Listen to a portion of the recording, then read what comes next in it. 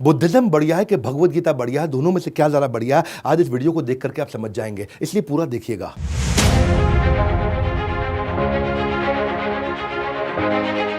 कुछ सवालों को ध्यान से सुनिएगा। अगर भगवान ने हमें बनाया है तो वो हमें इतना दुख क्यों देते हैं?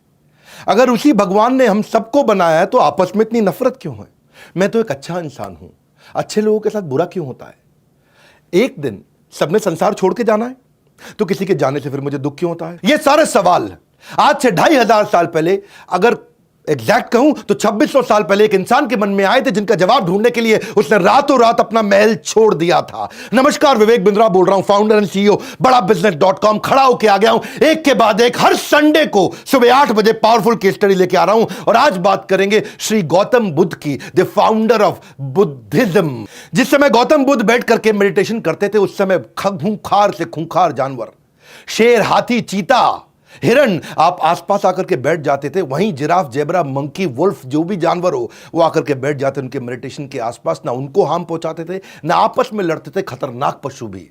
कल बुद्ध पूर्णिमा का दिन है, इसीलिए आज गौतम बुद्ध का स्मरण करने के लिए हम लोग आए हैं। वो निर्वाण जो गौतम बुद्ध ने प्राप्त किया, उनके साथ में आज मैं कुछ सुंदर कहानियां बताऊंगा, जीवन बदल देंगी, जीवन बदल देंगी आज ये कहानियां। लॉर्ड बुद्धा ये 9वें इनकारनेशन थे भगवान कृष्ण यानी कि भगवान विष्णु के, मत्स्य, वराह, कूर्म, वामन, नरसिंह, राम, बलराम, परशुराम, बुद्ध, कल्कि। बुद्ध मतलब 9th इनकारनेशन, कल्कि अभी आने हैं। तो आज हम बुद्धा की बात करेंगे, उनकी शुरुआतों के दिन की पहली कहानी, जिस कहानी का नाम है दुखालयम अशाश्वतम।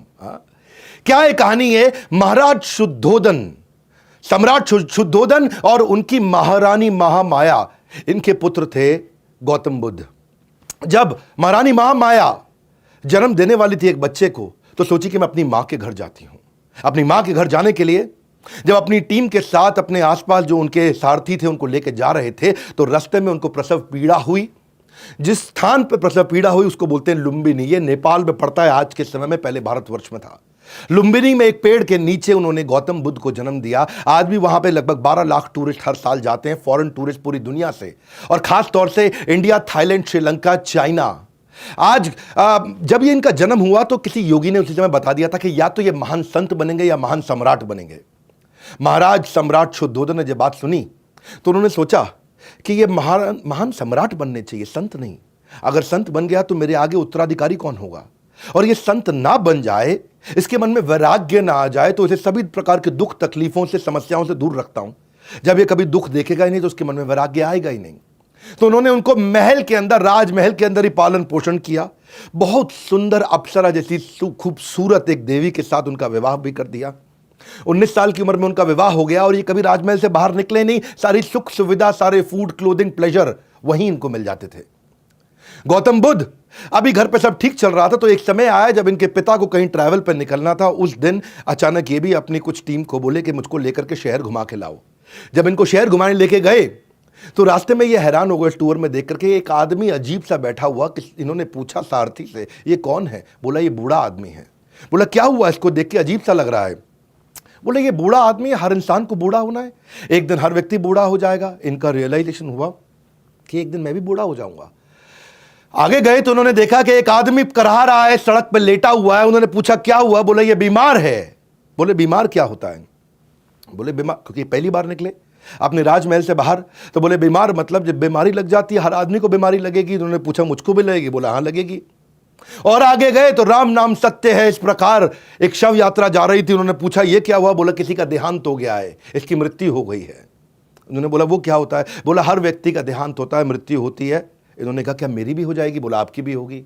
उस दिन गौतम बुद्ध ने रियलाइज किया कि मैं यहाँ क्या कर रहा हूं, इन सब प्लेजर्स और नॉनसेंस में मैं कर क्या रहा हूं, मैं क्यों अपना समय बर्बाद कर रहा हूं। अगर हम सब ने जन्म, मृत्यु, जरा, व्याधि, ये चारों तकलीफें, यानी कि जन्म होना, उनकी डेथ होना, बीमारियां आना, बुढ़ापा आना, ये सबके साथ होगा। अगर तकलीफें, बुराइयां, परेशानियां सबके साथ आएंगी तो इसका मतलब क्या मैं यहाँ पे बैठ के आराम करता रहूं? यहाँ तो इसका अर्थ ये हुआ कि हमारे को जीवन मिला किसी हायर पर्पस के लिए।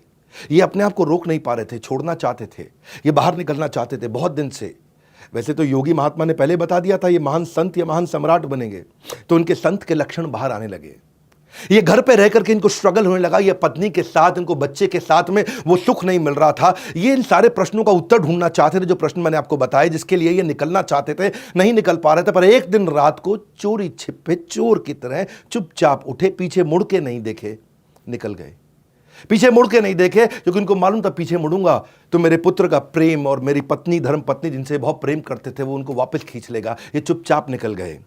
और भगवत गीता की लेसन, वो लर्निंग यहां पे क्या उन्होंने एस्टैब्लिश किया, भोग ऐश्वर्य प्रसक्ता नाम तया भृत चेतसाम व्यवसायत्मिका बुद्धि समाधो न विधीयति। जिस व्यक्ति की फोकस्ड बुद्धि नहीं है, समाधो न विधीयति, वो कभी भी समाधि में प्रवेश नहीं कर सकता। वो व्यक्ति जो भोग में और ऐश्वर्य में लगा है, तो उस दिन उन्होंने भोग और ऐश्वर्य त्याग दिया। इनका कहना था, भगवत गीता का 13वें अध्याय का 9वां श्लोक, जन्म मृत्यु जरा व्याधि दुख दोषानुदर्शनम अनुदर्शनम अनुदर्शनम। इन्होंने सारे दुखों को, उसका अनुदर्शन, उसका दर्शन किया, उसको समझा, उसको पहचाना कि इस जीवन के अंदर जन्म मृत्यु जरा व्याधि, ये बहुत बड़े बड़े दुख हैं। अब ये निकल पड़े अपनी आध्यात्मिकता की खोज की यात्रा में। कई महीने साल बीत गए। आपको एक कहानी सुनाता हूं।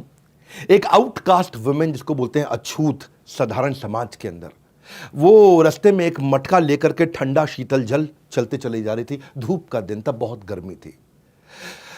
भगवान बुद्ध ने उसको रोका, कहा कि क्या तुम मुझे थोड़ा जल पिला सकती हो? बोली, ब्राह्मण मुझसे जल मत मांगिए, क्योंकि ये योर होलीनेस, मैं कंटामिनेटेड हूं, मैं दूषित हूं। उन्होंने पूछा, बोल के दूषित कैसे हो? बोले, क्योंकि मैं आउटकास्ट हूं, मैं लो कास्ट हूं, मैं नीची जाति की हूं। इन्होंने कहा, मैंने पानी मांगा है, तुम्हारी जाति को नहीं मांगा है, जाति नहीं पूछी तुम्हारी। वो बोले, हे ब्राह्मण, लेकिन मैं तो आउटकास्ट हूं। तो वहीं गौतम बुद्ध ने जवाब दिया, वो इंसान जो खुंदक खाता है, गुस्सा खाता है, लालची है, ईर्ष्या रखता है, द्वेष रखता है, बेशर्म है, जिसमें बुराइयां हैं, बेईमान है, पाखंडी है, वो नीची जाति का है। जाति जिसमें जन्म हुआ वो डिफाइन नहीं करती। और यही lesson Buddhism and Bhagavad Gita आज जो बात कर रहे हैं, चातुर्वर्ण्यम मया सृष्टम गुण कर्म विभागश, गुण कर्म विभागश, कि जो वर्ण है आपका वो गुण और कर्म पे विभाजित है। आपके क्या गुण आप डिस्प्ले कर रहे हैं और कैसे कर्म है आपके, ये जन्म विभागश नहीं है, ये गुण कर्म विभागश। तो गौतम बुद्ध ने क्या कहा, मनुष्य जन्म से नहीं बल्कि कर्म से शूद्र या ब्राह्मण होता है। कोई भी मनुष्य अपने कर्मों से महान बनता है, अपने जन्म से महान नहीं बनता है। दोबारा याद दिलाया तो सारे के सारे धर्मों में इतना कुछ सीखने के लिए है। और बुद्धिज्म और भगवत गीता दोनों न केवल पैरेलल हैं बल्कि सीक्वेंशियल भी हैं और पैरेलल भी है, इंटरवोवन है। दोनों में एक जैसी सुंदर से सुंदर शिक्षाएं हैं। इसलिए मैं दोनों का सामंजस्य आपको इस वीडियो में पूरा बताऊंगा। तीसरी कहानी, ये एक देवी जी के घर पे कुछ भोजन करने गए, उनसे भिक्षा ग्रहण करने गए। वो उनकी शिष्या थी।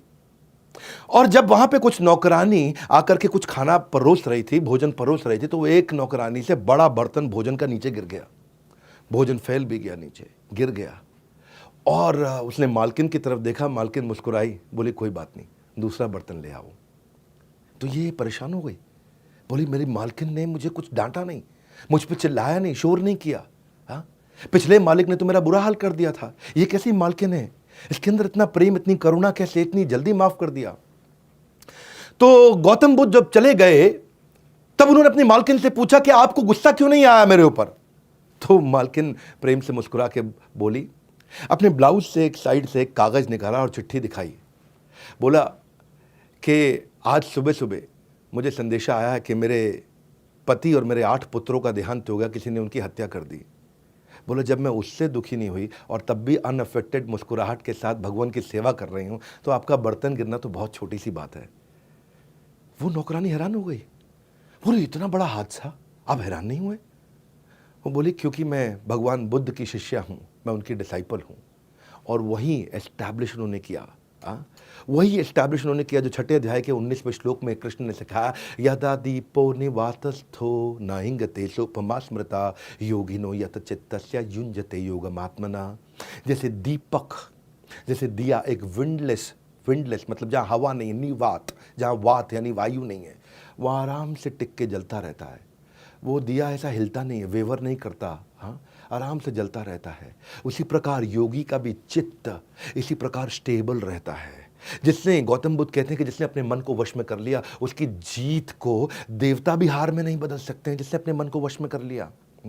ग्रेट लेसन्स, भगवान बुद्ध ने जो लेसन्स दिए हैं वो इतने पावरफुल है। अगर आदमी इस वीडियो को देख करके इसमें कुछ भी अपने जीवन में उतारे ना, इतने शक्तिशाली, इतने ताकतवर हो जाओगे ना, आपको कोई हरा नहीं पाएगा। हाँ, ये वीडियो दे रहा हूं मैं आपको, हर संडे को पावरफुल वीडियोस देता हूं ला करके सुबह 8 बजे, वापस खड़ा होकर के पूरी एनर्जी के साथ। आपने केस स्टडीज मांगी थी, लेते जाइए एक के बाद एक। चौथी कहानी, पावरफुल माइंड कंट्रोल। ये कहानी किसकी? यह हाथी की कहानी। एक हाथी जो राजा का सबसे शक्तिशाली, पावरफुल, ओबीडियंट, सेंसिबल और स्किलफुल हाथी था, लड़ने में, युद्ध कौशल में पारंगत हाथी, हर युद्ध को जिता के लाता था अपने महाराज, अपने सम्राट को। वो हाथी एक दिन एक दलदल में फंस गया, और दलदल में फंस गया। उसका मिट्टी के अंदर, चिकनी मिट्टी के अंदर उसका पांव उतना अंदर चला गया और बाहर नहीं आ पा रहा। सबने बड़ा जोर लगाया, बहुत मेहनत की, बहुत प्रयास किया, लेकिन हाथी बाहर नहीं आ सका। पानी पीने गया था और फंस गया अंदर। जब सबने सारा जोर लगा लिया तो उसके बाद उन्होंने गौतम बुद्ध को बुलाया, बोला भगवान बुद्ध आप मदद करिए। भगवान बुद्ध ने आसपास देखा और एक बोला छोटा सा काम करो, सब लोग जाओ और युद्ध के नगाड़ों को लेकर के आओ, और युद्ध के नगाड़े ढा ढा ढा ढा ढा ढा ढा ढा ढा ढा जोर से बजाओ। और युद्ध के नगाड़े बहुत तेज बजाए जाने लगे। लोग हैरान थे, यार ये क्या आंसर हुआ? लेकिन बोले जो मैं कह रहा हूं वो करिए। युद्ध के नगाड़े जब तेजी से बजाए तो हाथी अचानक हिला, बहुत तेज उसने गर्दन हिलाई और शोर मचाया, सूंड ऊपर उठाई, एक पांव निकाला, दूसरा पांव निकाला, हाथी बाहर निकल आया। तो लोग हैरान हो गए, बोले ये हाथी जिसको निकालने के लिए सबने जोर लगा दिया, युद्ध के नगाड़े सुनते ही बाहर आ गया। तो गौतम बुद्ध से पूछा ये कैसे हुआ? भगवान बुद्ध ने कहा इसकी फिजिकल एबिलिटी में कमी नहीं थी, इसको बस थोड़ा सा कॉन्फिडेंस और मोटिवेशन चाहिए था। वो युद्ध का कॉन्फिडेंस, मोटिवेशन, वो ढोल नगाड़े सुनते ही इसके अंदर वो ताकत वापस आ गई। अगर आपको भी कोई धक्का लगाने वाला, आपको भी कोई मोटिवेट करने वाला, आपको भी ऐसा कम्युनिटी, ऐसे लोग आजू बाजू मिल जाए जो आपको मोटिवेट और कॉन्फिडेंस देकर के बढ़ा सकें, तो आप में भी फिजिकल कमी नहीं है। अर्जुन के अंदर भी फिजिकल कमी नहीं थी, मेंटल कमी थी, जो कृष्ण ने उनको देकर के मोटिवेट किया। ऐसे लोगों के आसपास अपने आप को सराउंड कर लो। कृष्ण क्या कहते हैं? क्लैब्यम मास्म गमा पार्था नैतत्व उपपद्यते शूद्रम हृदय दौर्बल्यम त्यक्त्वा उत्तिष्ठ परंतप। खड़ा हो जाओ अर्जुन, उत्तिष्ठ। कैसे तुम्हारे अंदर इतनी दुर्बलता आ गई अर्जुन? ऐसा कोई आसपास आपको कॉन्फिडेंस, मोटिवेशन देने वाला चाहिए। हतो वा प्राप्स्यसि स्वर्गम जित्वा भोक्ष्यसे महिम तस्मादुत्तिष्ठ। कौन थे? युद्धाय कृत निश्चय। दूसरे अध्याय का 37वां श्लोक। कृष्ण क्या कहते हैं कि हतो वा प्राप्स्यसि स्वर्गम, अगर तुम्हारी हत्या भी हो गई, हतो वा प्राप्स्यसि, तुम स्वर्ग को प्राप्त कर जाओगे, क्योंकि तुम अपना धर्म का पालन कर रहे हो। जित्वा भोक्ष्यसे महिम, और अगर जीत गए, जित्वा तुम जीत गए, तो तुम भोक्ष से भोगोगे इस पूरी पृथ्वी को, इस पृथ्वी को तुम स्वर्ग बना करके भोगोगे। इसलिए तस्माद उत्तिष्ठ, कौन थे? खड़े हो जाओ कुंती पुत्र अर्जुन, युद्धाय कृत निश्चय, निश्चित रूप से खड़े होकर युद्ध करो। कि अर्जुन अगर तू हारा तो तू स्वर्ग में जाएगा, लेकिन अगर तू जीत गया तो तू धरती को स्वर्ग बनाएगा। तेरी तो दोनों के दोनों सिचुएशन में जीत है अर्जुन। इतना सा कॉन्फिडेंस, क्या बोले आपको भगवान बुद्ध? थोड़ा सा कॉन्फिडेंस देने वाला आजू बाजू आपको चाहिए, कोई ऐसा चाहिए, कोई आपके आजू बाजू ऐसे लोगों को सराउंड कर लो जो आपको इंस्पायर, मोटिवेट का और बस कॉन्फिडेंस दें और आप आगे निकल जाएं। मैंने इसीलिए ना बड़ी फोकस्ड कम्युनिटी ऐप बनाई है। फोकस्ड कम्युनिटी, सब कुछ फ्री है, फ्री में दे रहा हूं मैं आप लोगों को। जिसने बड़ा बिजनेस ऐप डाउनलोड नहीं किया ना, आज डाउनलोड कर लो। क्यों? सबके सब इधर उधर फालतू कंटेंट कंज्यूम कर रहे हैं, गाना बजाना सब चल रहा है। उन गाने बजाने को छोड़ करके एक ऐसी प्रोडक्टिव ऐप बना दी है जहां पे लाखों लोग एक दूसरे को आकर के कॉन्फिडेंस दे रहे हैं। वही जो भगवान बुद्ध ने कहा, मोटिवेशन दे रहे हैं ताकि लोग प्रोडक्टिव हो सके, पावरफुल हो सके। फेसबुक, इंस्टा, स्नैपचैट ये आपका जीवन खराब कर देगा। क्योंकि सच तो ये है कि आप इस देश के, आप अपने परिवार के, आप अपने माँ बाप के भविष्य हो। और एंटरप्रेन्योरशिप के आपको नए रास्ते चाहिए, वो मोटिवेशन, वो कॉन्फिडेंस चाहिए जो आप गोल से कभी ना भटको। वही नेक्स्ट न्यू बेटर आइडियाज देने के लिए। कौन मना कर रहा है रील्स देखने को? देखो रील्स, लेकिन कहां देखो? वो रील्स देखो जो आपको कॉन्फिडेंस और मोटिवेशन देते हो। इसी के लिए मैंने ऐप बनाई है, सबके लिए फ्री ऑफ कॉस्ट है, एकदम फ्री। ना आज पैसा ले रहे हैं, ना कल पैसा लेंगे, और लाखों लोग आके एक दूसरे की वहां मदद कर रहे हैं। और ये बड़ा बिजनेस कम्युनिटी की ऐप आप अपने सारे दोस्तों को बताइए, डाउनलोड करिए। वीडियो खत्म होता ही ना एक काम जरूर कर लेना, ऐप डाउनलोड करके अपना प्रोफाइल बना लेना। ऐसी रील्स मिलेंगी जो कहीं नहीं मिलेंगी लगातार आपको। इररिलेवेंट कंटेंट है ही नहीं। 5वीं कहानी, जब भगवान बुद्ध ने एक इंसान को माफ करने के लिए मना कर दिया, क्या कहानी थी? किसी को माफ करने के लिए मना करेंगे भगवान बुद्ध? किया था। क्यों किया था? एक बहुत अमीर बिजनेसमैन था, एक बार की बात बता रहा हूं आपको, बहुत अमीर बिजनेसमैन। और एक दिन वो शाम को घर जल्दी आ गया तो उन्होंने देखा कि उनकी धर्म पत्नी भगवान बुद्ध को कुछ खाना खिला रही है, भोजन करा रही है। वो बिजनेसमैन खुंदक में आया, बोला बेशर्म साधु, एबल्ड बॉडी है तुम्हारी, ताकतवर हो, शरीर से हट्टे कट्टे हो, कुछ करते क्यों नहीं? अपना राज्य साम्राज्य छोड़ करके आज भिक्षा मांग रहे हो, किसी काम के आदमी नहीं हो तुम। भगवान बुद्ध मुस्कुराए और आगे चलने लगे।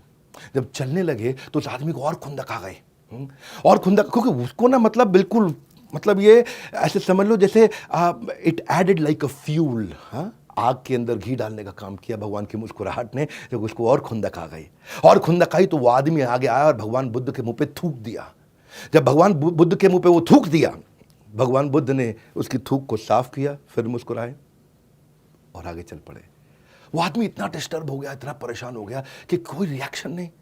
पहले गाली बकी तो कुछ नहीं कहा, जब थूक दिया तो कुछ नहीं कहा, मुस्कुरा के आगे चले गए। वो आदमी सारी रात सो नहीं पाया। उनकी धर्मपत्नी ने कहा ये सबसे बड़े संत हैं, तुमने गलत किया। वो सारी रात सो नहीं पाया, भगवान बुद्ध से माफी मांगने गया। अगले दिन जब भगवान बुद्ध की सभा के अंदर जाकर के सबके सामने उसने माफी मांगी, बोले मुझे माफ कर दीजिए, मुझसे कल गलती हो गई। तो भगवान बुद्ध ने कहा मैं तो आपको माफ नहीं कर सकता, मैं कैसे माफ करूं आपको, मैं माफ नहीं कर सकता आपको। बोले आप माफ नहीं कर सकते, मुझे माफी दीजिए, प्लीज मुझे माफी दीजिए, मैंने गलत किया। बोले मैं कैसे माफ करूं, मैं आपको माफ नहीं कर सकता, आई कांट फॉरगिव यू, मैं आपको माफ नहीं कर सकता। आसपास के लोग हैरान, बोले भगवान बुद्ध तो इतने क्षमाशील हैं, ये क्यों माफ नहीं कर रहे। तो भगवान, उनसे दोबारा जब पूछा तो भगवान बुद्ध ने कहा कि तुम किस बात की माफी मांग रहे हो। बोला कल मैंने आप पे थूक दिया। भगवान ने कहा वो कल था और मैं कल को याद नहीं करता, मेरे लिए हर दिन एक नया दिन है, और आज मेरे लिए नया दिन है, इसलिए मुझे कल याद ही नहीं। अब जब मुझे याद ही नहीं आपने कोई गलती करी, तो फिर मैं माफ़ कैसे कर सकता हूँ। माफ़ तो मैं तब करूँगा जब मुझे पता लगे कि आपने कोई गलती करी है। Since I don't remember what you did, how can I forgive you. Every morning we are born again. ये भगवान बुद्ध ने भगवद गीता के एक और प्रिंसिपल को बड़े अच्छी से एस्टैब्लिश किया। क्या कहते हैं, समझदार व्यक्ति वही कहलाता है जो धीरज रखने वाला हो, ना कि क्रोध करने वाला हो। देहिनो अस्मिन् यथा देहे कौमारम यौवनम जरा तथा देहांतरा प्राप्ति धीरस तत्र न मुह्यति। जो धीर व्यक्ति है वो कल जो शरीर बदल गया, परसों जो शरीर बदल गया, कौमारम यौवनम जरा, बचपन जवानी बुढ़ापा शरीर बदलता है, रोज बदलता है, और कल की बात को वो बदल करके खत्म कर देता है। धीरस तत्र न मुह्यति, धीर व्यक्ति मोहित नहीं होता है। हर दिन नया होता है और इससे कोई फर्क नहीं पड़ता कि कल क्या हुआ, हर दिन हम नई शुरुआत कर सकते हैं। ये भगवान बुद्ध का वचन है। क्रोध को पाले रखना एक गर्म कोयले को किसी और के ऊपर फेंकने की नियत से पकड़ने के समान है कि मैं किसी और के ऊपर कोयला फेंकने वाला हूं, गरम गरम कोयला किसी और के ऊपर फेंकूंगा। जब इस नियत से मैं उसको पकड़ता हूं तो पहला हार्म मुझे होता है, पहला मेरा हाथ जलता है, बाद में कि कोई और जले या ना जले ये पक्का नहीं है, लेकिन मैं जरूर जल जाऊंगा। छठी कहानी, सर्च फॉर हैप्पीनेस। भगवान बुद्ध के पास एक अश्वेत रंग की, साधारण भाषा में बोलते हैं थोड़े सांवले काले से रंग की एक लड़की आई। बोले मैं बहुत दुखी हूं क्योंकि मैं इतनी बदसूरत हूं, मैं बहुत दुखी हूं, मैं क्या करूं, मैं कैसे आनंद को प्राप्त करूं, कैसे मैं खुश हो जाऊं, मुझे खुश होने का उपाय दीजिए। इतनी अगलीनेस, इतना गंदा मेरा चेहरा है, मैं काली हूं, भद्दी लगती हूं, इसलिए मैं दुखी हूं, मेरे दुख को समाप्त करिए, मेरे को मुझे कोई रास्ता दिखाइए। भगवान बुद्ध मुस्कुराए, बोले मैं रास्ता दिखाना चाहूंगा, पर मेरा एक काम करिए, जाइए किसी ऐसे आदमी को पकड़ के मेरे पास ले आइए जिसके जीवन में कोई दुख ना हो और बहुत खुश हो। बोले बहुत आसान है। बोले कैसे आसान? मैं अपने किसान जिसके यहां काम करती हूं उसके पास जाती हूं, क्योंकि काम मैं करती हूं और कमाता वो है। तो वो किसान के पास गई, बोली मालिक कल भगवान बुद्ध के पास जाना है क्योंकि मुझे किसी ऐसे व्यक्ति को मिलाना है जो हमेशा खुश रहा, जिसके जीवन में कोई दुख ना हो।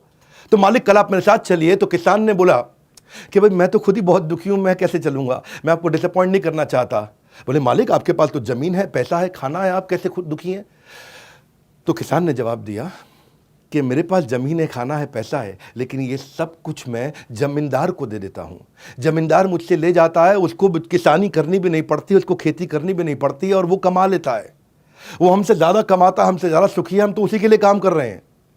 तो बोली ओके नो प्रॉब्लम, मैं जमींदार के पास चली जाती हूँ, वो ज़्यादा सुखी है। तो जमींदार के पास जाती है और बोलती है कि भगवान आप मेरे साथ चलिए, मुझे भगवान बुद्ध के पास जाना है, किसी ऐसे व्यक्ति से मिलाना जिसके जीवन में कोई दुख ना हो। जमींदार हैरान हो गया, बोले मैं तो सबसे ज़्यादा दुखी हूँ।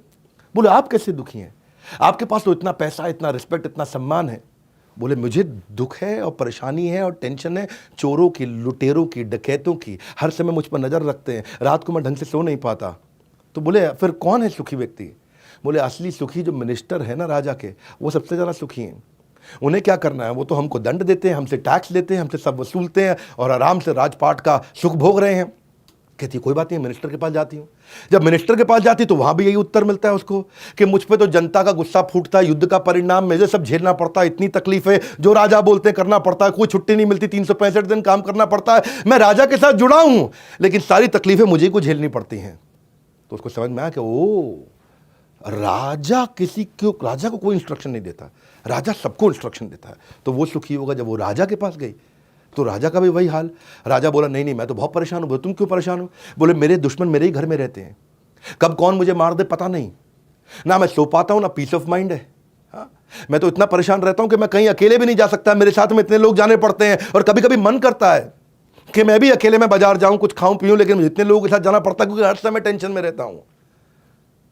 तो वो भगवान बुद्ध के पास गई, उसने सारी कहानी सुनाई, ऐसा ऐसा हुआ।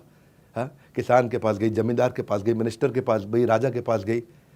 तो भगवान ने बताया उनको कि यही असल में लेसन है कि आपको जो सुख मिलेगा वो कहाँ से मिलता है? सुसुखम कर्तुम अव्ययम।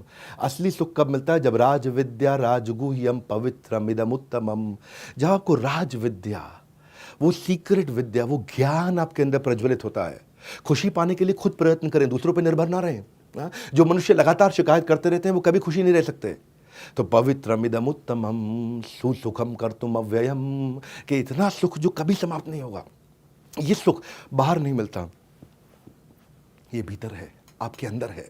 सातवीं कहानी, ये कहानी वो है जब भगवान एक वैश्या के घर यानी कि एक प्रोस्टिट्यूट के घर जाते हैं। भगवान के साथ में हमेशा 2000-3000 साधु संत यानी कि मॉन्क्स उनके साथ चला करते थे।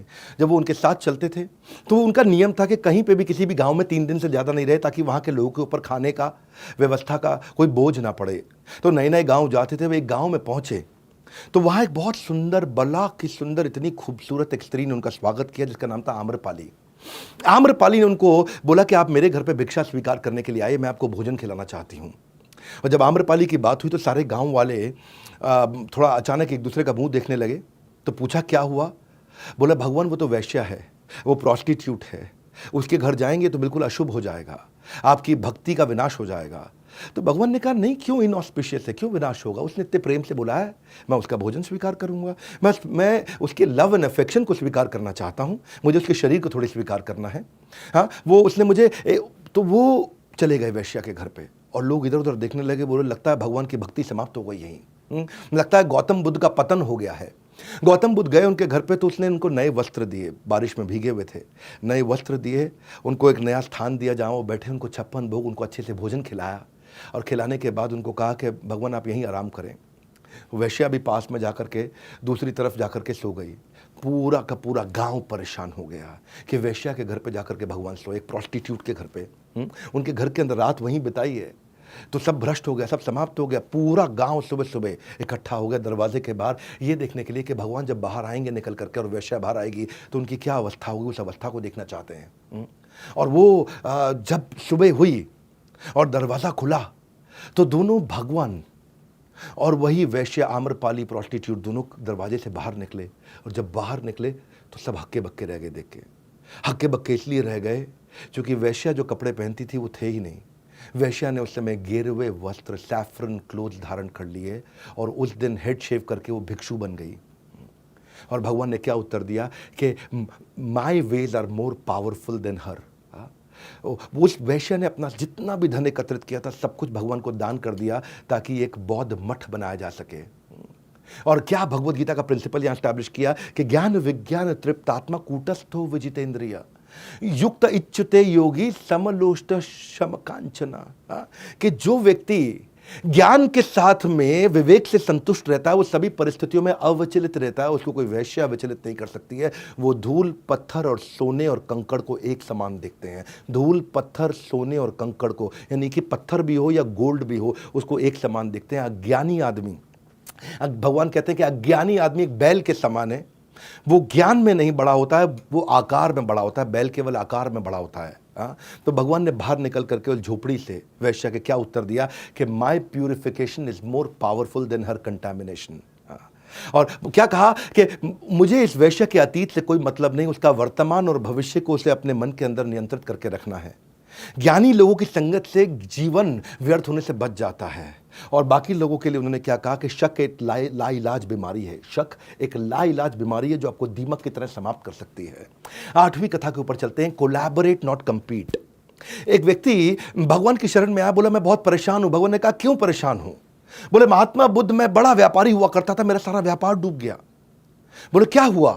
बोला मेरा दोस्त था बचपन का, वो बहुत गरीबी में था, गुर्बत में था, परेशानी में था, मैंने उसकी परेशानी में उसकी मदद करी और इतनी मदद करी कि आज वो बड़ा व्यापारी हो गया और रोज बढ़ता चला जा रहा है, इतना बड़ा व्यापारी हो गया और मैं रोज गरीब होते चला जा रहा हूं, पूरी तरह बर्बाद हो गया। मैं रोज उसको देखता हूं कि वो और आज आगे बढ़ गया और रोज अपने आप को देखता हूं कि मैं और नीचे गिरा, उसको देखता हूं वो और आगे बढ़ा, फिर देखता हूं वो और आगे बढ़ा और भगवान वो इतना बड़ा हो गया और मैं बिल्कुल बर्बाद हो गया। तो गौतम बुद्ध ने उनसे कहा कि तुमने उससे जाके मदद मांगी?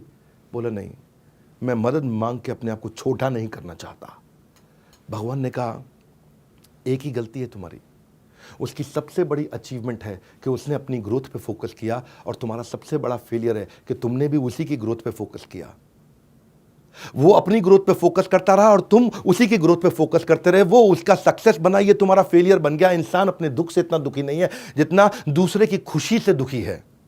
जब इंसान दूसरे को खुश देख करके drop your ego and ask for help हो गया, उसने हेल्प तो लिया। भगवान ने भगवद गीता का एक और प्रिंसिपल एस्टैब्लिश किया, दंभो दर्पो अभिमानश्च क्रोध पारुष्यमेव च अज्ञानम चाभिजातस्य पार्थ संपदमासुरीम। के आसुरी मतलब राक्षस के कुछ गुण होते हैं। वो क्या है? पाखंड, दंभ, अभिमान, क्रोध, ईर्ष्या, द्वेष, दूसरे के साथ में द्वेष रखना, ये एक आसुरी गुण है। और तुम एक असुर हो और असुर कभी प्रगति नहीं कर सकता है। ईर्ष्या, ईर्ष्या से नहीं, ईर्ष्या प्रेम से खत्म होती है और यही शाश्वत सत्य है। हम उसी वक्त असफल हो जाते हैं जैसे ही हम अपनों को छोड़ करके दूसरों पे ध्यान देने लगते हैं। और भगवान बुद्ध ने जैसे इसको समझाया, उसको ये बात समझ में आई। 9वीं कहानी, हाँ 9वीं कहानी क्या है? ये एक स्कोरबोर्ड की कहानी है, जरा ध्यान से समझना। एक राजसी रसोइया हुआ करता था, राजसी शेफ, जिनको महाराज शेफ, रसोइया कुछ भी कह सकते हैं हम। वो रोता हुआ भगवान बुद्ध के पास गया, बोला भगवान बुद्ध मैं इतना काम करता हूं, इतना कटिंग, चॉपिंग, कुकिंग, इतनी मेहनत करता हूं, इतना इनोवेटिव डिशेस बनाता हूं, लेकिन हमेशा अननोटिस चला जाता है। कोई मुझे नोटिस नहीं करता, कोई मेरे किए हुए काम पे ध्यान नहीं देता, मुझे उसका कभी कोई क्रेडिट नहीं मिलता। तो भगवान बुद्ध उसको देख के मुस्कुराए और बोले एक बात बताओ कि इस पूरे के पूरे राजमहल का जो सबसे बड़ा द्वार है, मेन द्वार, वो कितना दूर है? वहां तक पहुंचने में कितना देर लगता है? रसोइये ने कहा कि भगवान वहां पहुंचने में 2 घंटा लगता है। अगर मैं वहां होकर के आऊं, वापस आऊं तो 2 घंटा लग जाएगा। भगवान ने कहा कोई बात नहीं, जाओ पर जल्दी से जल्दी लौट के आना, बस उस दरवाजे को छू के आना। वो रसोइया भागा भगवान के आदेश पे और वापस आया, 1 ही घंटे में वापस आ गया। तो सारे देख के हैरान, बोला था दरवाजे को छू के आना, 2 घंटे का काम 1 घंटे में लौट के आ गया, झूठा आदमी। लेकिन उसने कहा नहीं भगवान, मैं दरवाजे को छू के आया। बोले कैसे छुआ? बोले मैं भागते हुए गया था और भागते हुए आया। भगवान ने कहा कि इन सब मानेंगे तभी जब तुम एक बार और करोगे। वो एक बार और गया, भागा और वापस छू के 1 घंटे में आ गया। लोग अभी भी नहीं माने, ये गया ही नहीं होगा, छुआ ही नहीं होगा। तो भगवान ने कहा फिर क्या किया जाए? उसने कहा कि भगवान एक काम करते हैं, अपने ही किसी एक शिष्य को बोलो कि वो उस द्वार पर खड़ा हो जाए, वो वहां जाकर के चेक करे कि मैंने उस द्वार को छुआ कि नहीं छुआ। भगवान ने कहा हाँ, मुस्कुराए, बोले ठीक है। वो जाके द्वार पे खड़ा हुआ, इस बार वो भागते हुए गया और फिर द्वार को छुआ और फिर लौट के 1 घंटे में आ गया। और सबने कंफर्म भी कर दिया कि हाँ ये तो द्वार तक आया था और 1 ही घंटे में लौट के आ गया। तो शिष्यों ने पूछा भगवान ये सारा क्यों किया आपने? बोला बस मैं यही बताना चाहता था कि जब काम कर रहे हो ना, तो ऐसे काम करो कि आइसोलेशन में ना हो, कंट्रीब्यूशन में हो और कोलैबोरेशन में हो, ताकि लोग आपको देख करके रिकॉग्निशन दे सकें। बोला क्या अर्थ हुआ?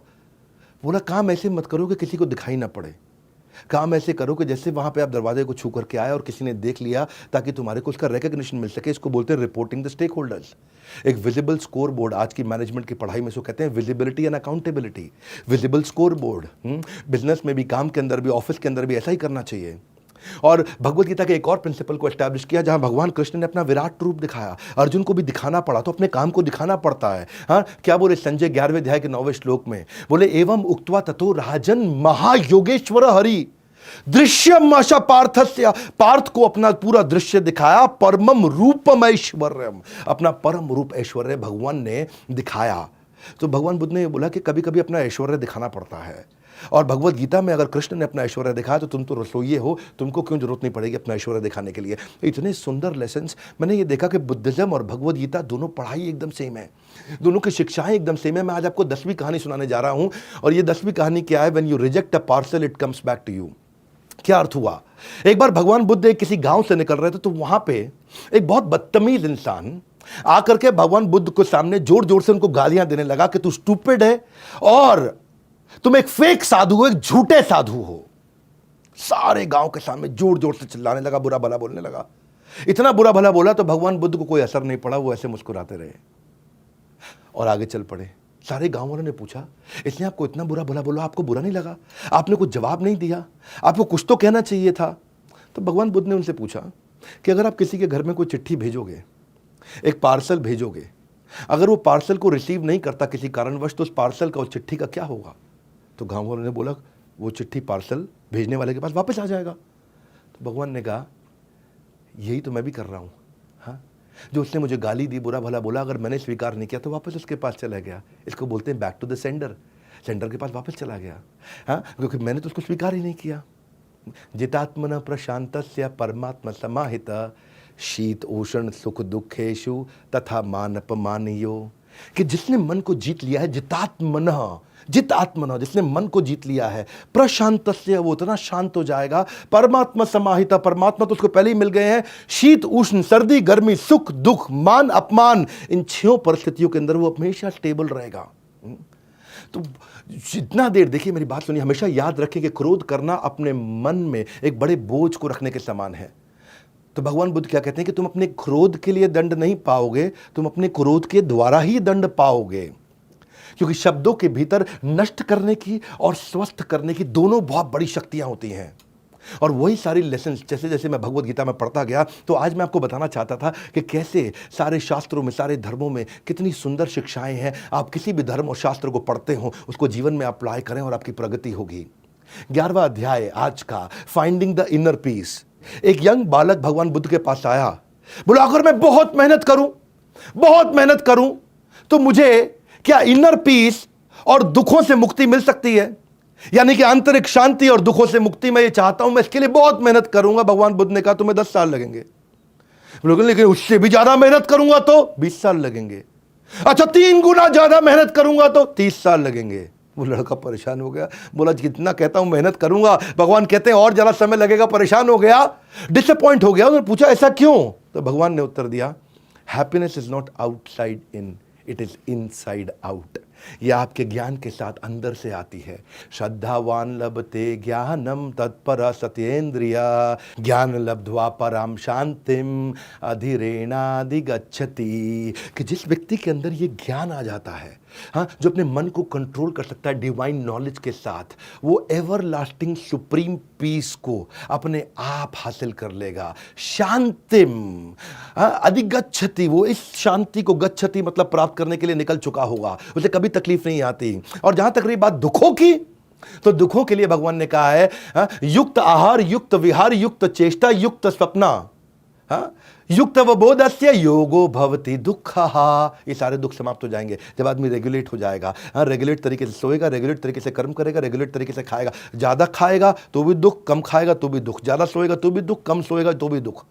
ज्यादा प्रयास करेगा तो भी दुख, कम प्रयास करेगा तो भी दुख। हाँ, और जो व्यक्ति थोड़े में खुश रहता है वो सबसे ज्यादा अधिक खुश रहता है। तो भगवान ने कई तरह से भगवत गीता के सारे प्रिंसिपल्स को एस्टैब्लिश करते चले गए। और आज की आखिरी कहानी, डिड वर्सेस डू। एक गांव के अंदर से जब भगवान निकले तो वहां कुछ अमीर लोग आए, बहुत अमीर लोग, वहां के राजा, बड़े बड़े व्यापारी आए, बड़े बड़े गिफ्ट लेकर के।